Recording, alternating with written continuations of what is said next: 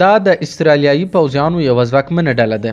د یوې لسیزې را په دې خوا د هوایي ځواکونو اړوند دا دلګۍ په افغانستان کې پیچلي او خورا پټ عملیات ترسره کوي.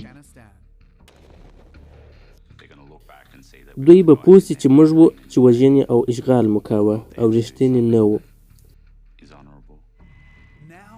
اوس یو د هغو سرتیرو څخه موږ ته د خپلو سترګو لیدلی حال وایي. هغه څه چې ما ولیدل د هغه عسکر دپاره یوازې نو زده کونه وه. ته نسې کولی چې یو بیګ وسلې کس ووژنې او بیا نو وژنه هم نه ورته وایه. د 101 ایسټ په دې خپرونه کې کارک ویلیسي په افغانستان کې د اسرائیلوي ځواکونو لخوا د ولسي او بې وسلو وګړو له وژلو پرده پورته کړې ده. راسره ملسئ.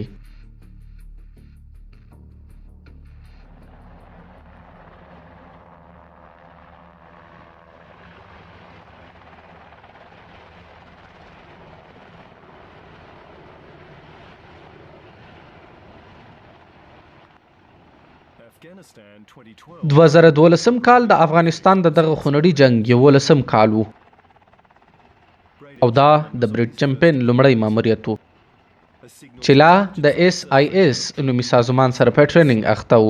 هغه د جنجالونو او شخړو یو ډک هیواد ته ولېږل سو. ما فکر کوي چې دا یو ډیر ښایسته هیواد و. واورین غرونه یې لرله او چیرې چې به سیندونه تیر سوي وه غاړې او درې یې ډېرې شنې وې. ما به خلکو ته ویل چې که دلته جنګ نه وای دلته به ډېر سیلانیان په میله راتلای.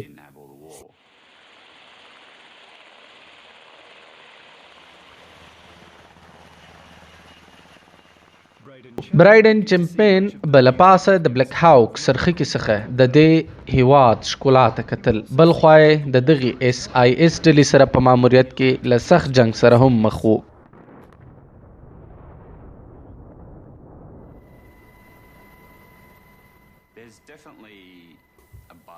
په قطعي ډول هلته زور چلیږي.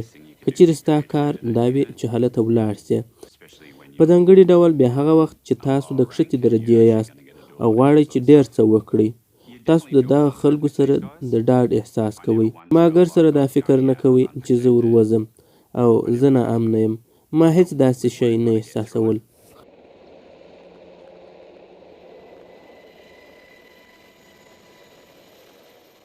برایډن چمپین دنده لرل ترڅو د طالبانو ځایونه او موقعیتونه د هغوی د ټلیفوني او مخابروي اړیکو په څارلو افشا کړي. کله چې به موږ راووتلو موږ به په یوه ټلیفون پسې وو. بیا به نو یا زه یوازې وم یا به نور د سیګنل استخباراتي کارکوونکي راسره وه. موږ به په ګډه کار کوئ او په هغه ټلیفون پسې به روان وو.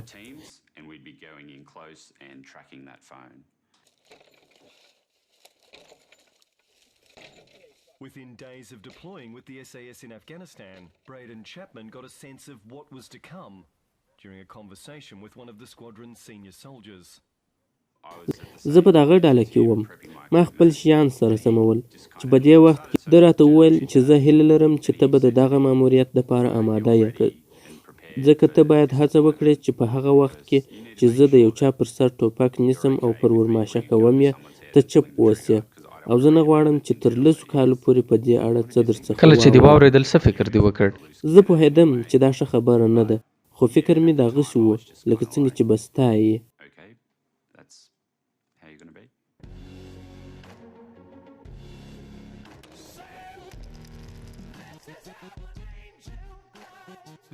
دغه انځوریزي په افغانستان کې د 2012 کال د عملیاتو دي. د SIS د عسکرو له لوري په ګډه جوړې شوي او غزلې ورسره یو ځای شوي دي. دا له 10 ساعتونو ډیرې دي چې د دغو عسکرو لخوا د دوی په کمرو اخیستل شوي دي.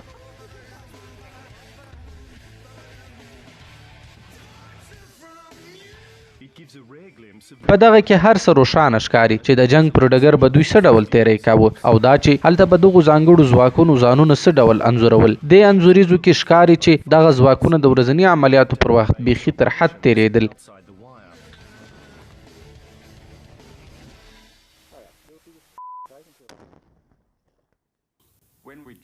کله چې به موږ راووتو نو که به مو کله یو جلاکو ډله یا په یوه دیواله یا سرای پورې خونه ولیده نو به مو اور ور واچوئ یا به مو والوزوله. هغه به نو کله دیوال ونړوئ، کله به یې کور وسوځوئ، ځکه چې مازې موږ وخت پر ته څه تېروي. فکر کوې دا د زړونو او فکرونو د ګټلو طریقه وه؟ یا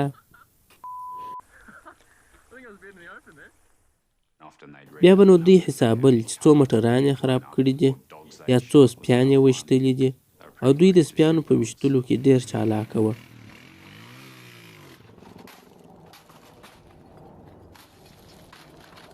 And back to you for a stunt.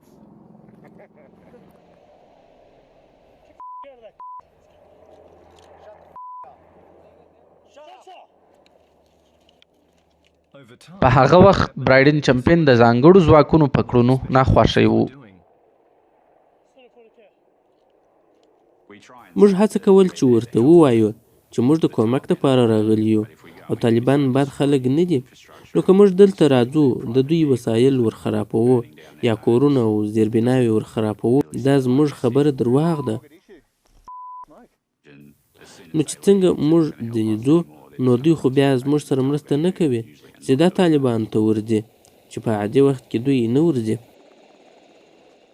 برایډن چمپین وایي چې هغه معلومات چې دغه ځواکونو ته به د هدف د نیولو یا وژلو په اړه ورکول کېدل داسې مبهم به وو.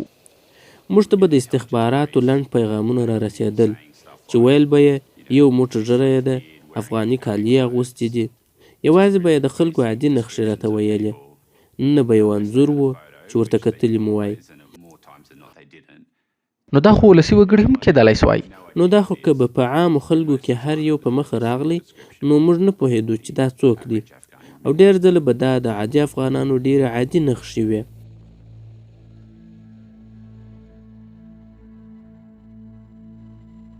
د اسرائیلي ځواکونو جنگ په افغانستان کې پر یوه خاص ولایت مرکز وو، اروزګان. دوی پر دغه غریبه او غرنیزه سیمه 14 کاله د امن او سوکالۍ د راستنولو په هدف خونړۍ جګړه وکړه، او په خپله دې جګړه کې یې 140 عسکرو هم ژوند پکښې وبایلود. دغه ځانګړو ځواکونو د دغه جنگ او وژلو ډیره برخه په غاړه اخیستې وه چې په زرګونو عملیات یې کول. د دغه ځواکونو ډیره برخه ښه روزل سوې ده او دوی خورا غوږ نیونکي خلک دي، ډیر روزل سوي، ډیر مسلکي، ډیر صادقه، چا چې زموږ دپاره په ډیرو سختو شرایطو کې زموږ د خوښې وړ وظیفه ترسره کړې ده.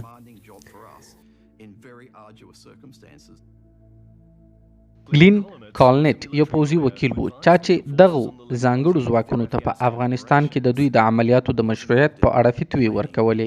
زه به د ورځني عملیاتو او شپني عملیاتو په جوړولو اخته وم، ځکه هدفونه بیخي ډیر وه. دوی به دوی ته ویل چې په هغو خلکو کې چې نیول سوي یا ټپیان سوي دي څوک وولي او څوک ونه ولي. ښه نو آیا ته ویلی سي چې دغه ځانګړي ځواکونه د جنګ په تګلاره پوهېدل؟ بالکل. نو معنا تاسو چې هلته کوم قانون مات کړی او جنایت مو ترسره کړي هیڅ توجیه نه ورته لرئ؟ د هغو روزونو په اړه چې دوی په پوهیږي رښتیا هم بهانه نسته.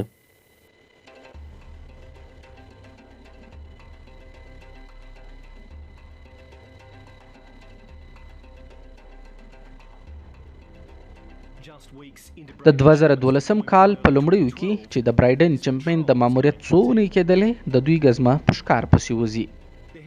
دوی دهراوت ته مخه کړې ده. د دوی موخه د طالبانو ماین جوړونکی دی. د دغې چاپې ټول عملیات د یوه پوځي د خولۍ په کمره عکاسي سوي دي.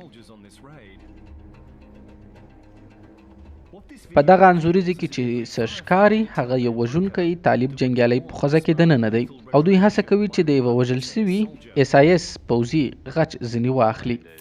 زه د یوې ګزمې سره تاس وم، او کله چې موږ پر یوې غونډۍ ورپورته سوو، موږ د ټکانو غږ واورېدی، او موږ چې ولیدل د هغه کوډلې سره دوی تر برید لاندې وه.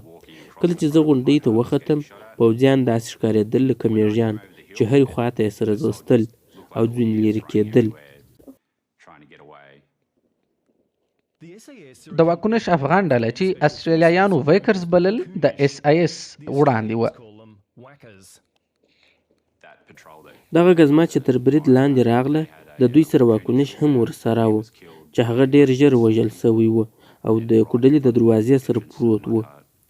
یو استرالیایي پوځي هڅه وکړه چې ګرنیټ ور وغورځوي او ټوله کوډله په والوزوي.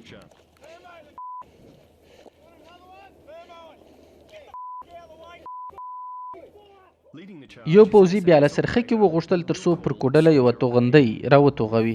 که څه هم نور پوځیان کومک ته راغلل او ګرنیټان هم ورسره وه، دوی ورته وویل چې ماته ګرنیټ راکړه. هغه هم ګرنیټ ور وغورځوي چې کار یې په ور خلاص کړي.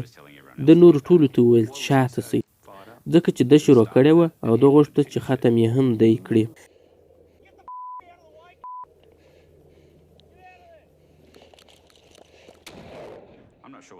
زه نه پوهېږم چې د ده مقصد څه دی، خو دغه ځای ته چې سړی ورسي نو وینه یې پر جوش راځي.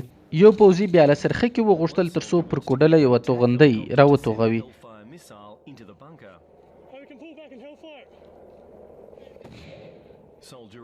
الف پوځي له دې وروسته بیا د کوډلې په دې سوري کې ټکان ور شروع کړه.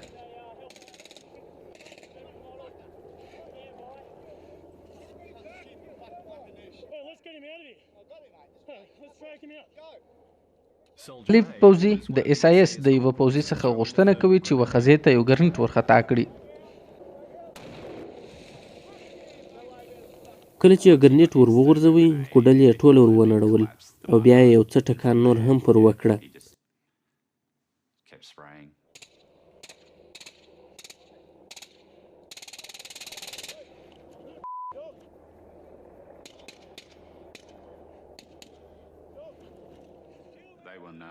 کله چې ګرنیټ پټاو سو، نور نو ټکان هم ختم سوه چې یو څه یې پر آرامه کړي. جنگ ختم سو او د روغتیا ډبه ژر تر ژره افغان واکونش پوځي ته وررسیږي. څوک چې د ښځې مخ ته ویشتل سوی و. تر اوسه لا د جګړې دوړې په هوا کې دي، خو هغه پورتني پوځیان لاندې و جنګ ته نه راغلل.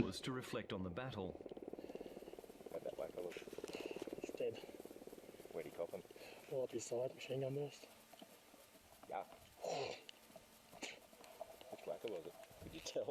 Nah, I was a kind of bigger guy, a chubby guy. Oh yeah. A chubby. اوس نو خبره علي پوځي ته ورګرځي، چا چې پر ښځې د برید مشري کوله.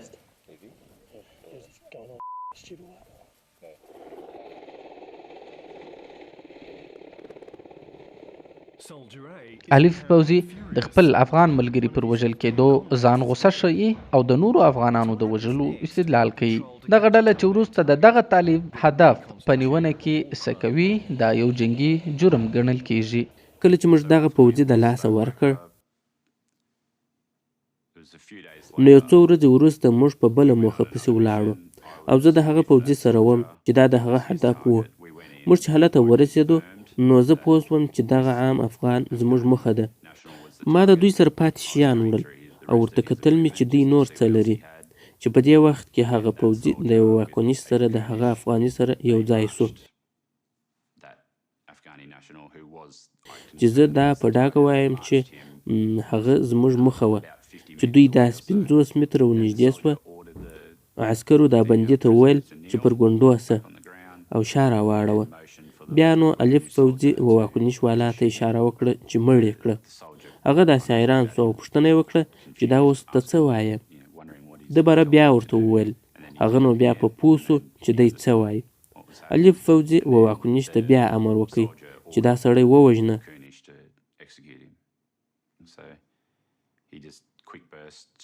نو هغه هم ښه په چسپاندي ور مخې ته سو او هغه یې د داسینې پر شاوخوا ضربه کړ او مړې کوي. مړ یې کړ په داسې حال کې چې لاسونه یې تړلي هغه لاس پر سر و او ته شاهد ته مخامخ ورته ما کتل. مخامخ ورته کتل. نو دی اسرائیلي اس اس پوځي له هر څه وروسته څه وویل؟ ده ویل چې دته یې کسات ورکاږم. څنګه کسات؟ ول ځکه چې دوی یو نفر د لاسه ورکړی دی، دا د هغه کسات دی. ښه نو ته څه پکښې وایې؟ هلته خو مې داسې خاص فکر نه کوي.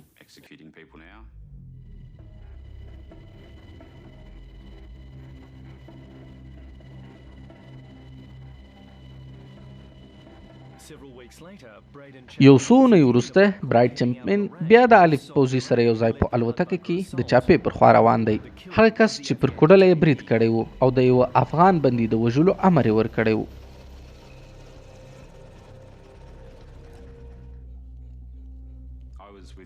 زه یو ځل بیا د دوی د ډلې سره د یوه کلي پر خوا روان وم. موږ د هدف سوي کور پر لور روان وو. دی ما نه لیدی چې راسره روان وو، ځکه دی 10 متره لرې د هغې خوا څخه روان وو. دی پر بله روان وو.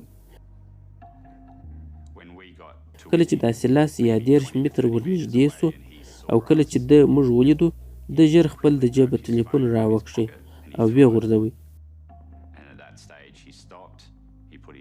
او لاسونه یې داسې لوړ ونیول او هلته ودرېدی.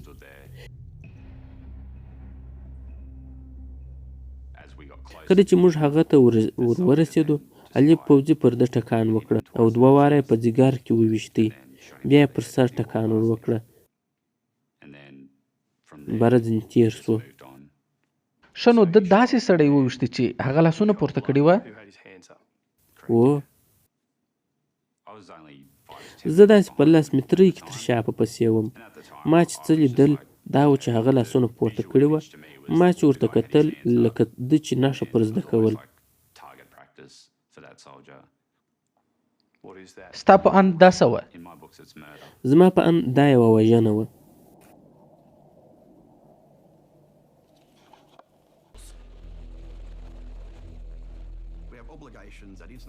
زموږ مکلفیت دا دی چې نړیوالې او سیمه ییزې دواړې تګلارې پر ځان عملي کړو، او د هغه ډول زموږ اخلاقي مکلفیت دا دی چې دغه تګلارې د پامه ونه غورځوو.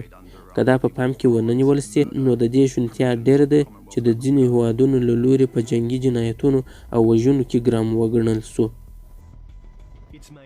دا د 2012 کال د مۍ میاشت ده او دغه پوځیان د خپلې اډې څخه د شمال پر خوا په 2 تورو سرخکو کې ځي.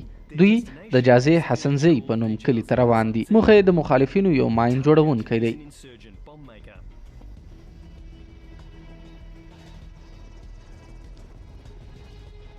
دغه انځوریزه چې تاسو یې وینئ د دغه سګوان په انځورګري اخیستل سوي دي او اوس به تاسو ووینئ چې دوی یو جنګي جنایت ترسره کوي.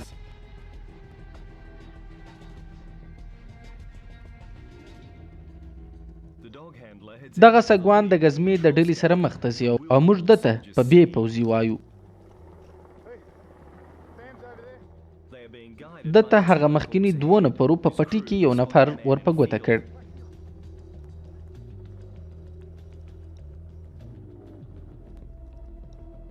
د چټک نومي سپی یې پسې ور خوشي کړ. د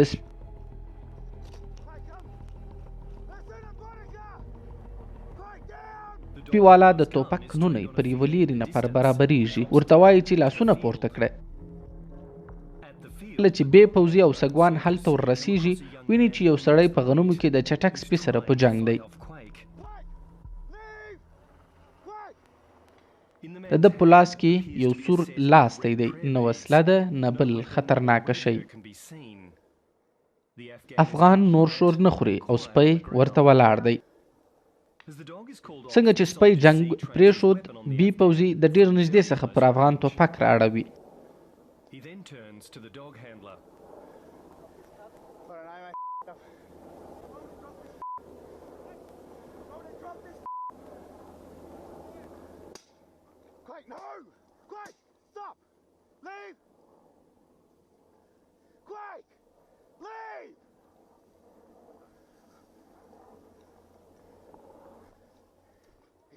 د ډېر نږدې څخه یې 3 ډزې پرې وکړې.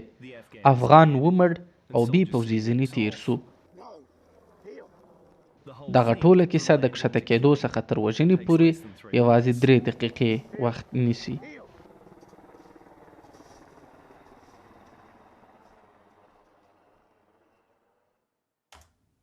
So this is a video in 2012 when you were in Afghanistan, and I just want to show you what happens in this field and just see what you know about it.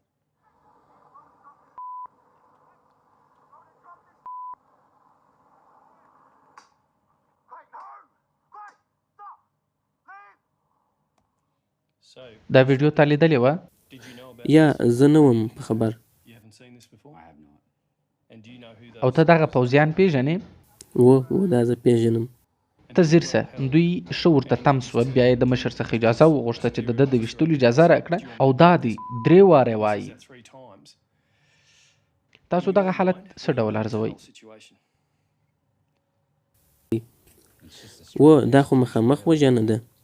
دوی یې وار د مشر څخه غوښتنه وکړه، بیا یې ماشه پر کښېښل. دا خو سم دم قتل دی. The soldier pulling the trigger and it's a straight up execution. دغه بزګر عبدالخالق په نږدې پټي کې و چې استرالیایان راغلل. دی په شهادت رسولی و. موږ ټکان په خپله واورېدل. دی زموږ څخه لږ تر لږه 300 متره لیرې و. د محمد ډېر ښه سړی و. دا خو خدای د ده وخت او وعده پوره کړې وه. فقط دغه قدر کې یې راته وویل چې مخ یې په وینو لړلی و، پېژندل کېدی نه. موږ د شهید سوي داد محمد پلار هم پیدا کړ چې په هغه ورځ دی دلته نه و، او بیا یې ورښخولو ته راغلی. He was in a shroud because of my grief. دی په کفن کې و. زه له ډېره غمه اخوا ته ناست وم. دوی راته وویل چې دا څوک دی. زه ور ولاړ سوم. مخ مې یې وکتی. بره مې ورته وویل چې در وایخلی هدیرې ته. د ده تر ښخېدو وروسته زه هغه ځای ته بیرته راغلم. ما هغه ځای وکتی چې په غنمو کې دی وژلی و. After his burial, I came back to see the place. هغه غنم ګرده په وینو سره وه. The wheat was flattened all around.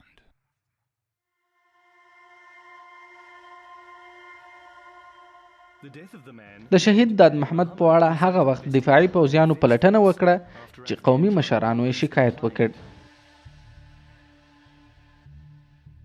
د SIS څخه چې څه واورېدل شوه او په انځوریزه کې چې څه ښکاري، مځکه او اسمان توپیر لري. بې پوځي ویلي وه چې دغه افغان موږک وویشتی چې د ده په لاس کې ریموټ و، او دی مو د 20 مترو څخه لیرې د ځان ساتنې دپاره وویشتی. پلټونکو له پلټونو وروسته وویل چې دا افغان په قانوني ډول وژل شوی دی، ځکه چې دی استرالیایي ځواکونو ته یو مخامخ خطر و. دوی به دا فکر وکړي چې موږ هغه څوک یو چې دوی وژنو او اشغالوو یې. دلته په درواغو راغلي یو. و دوی جنګي جنایتونه کړي. ستا په اند په افغانستان کې اسرائیلي ځواکونو جنګي جنایتونه کړي دي؟ و دوی جنګي جنایتونه کړي. تاسو یو بې وسلې کس نسئ وژلی چې بیا یې نو وژنه هم نه بولي.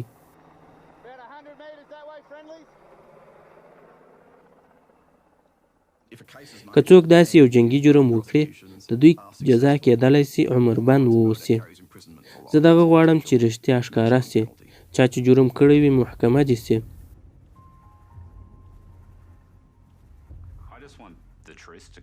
برایډن چپمن د دې لپاره چې په افغانستان کې د لیدل سویو شانو په اړه یې تر اوسه څه نه دي ویلي، پښیماني څرګندوي.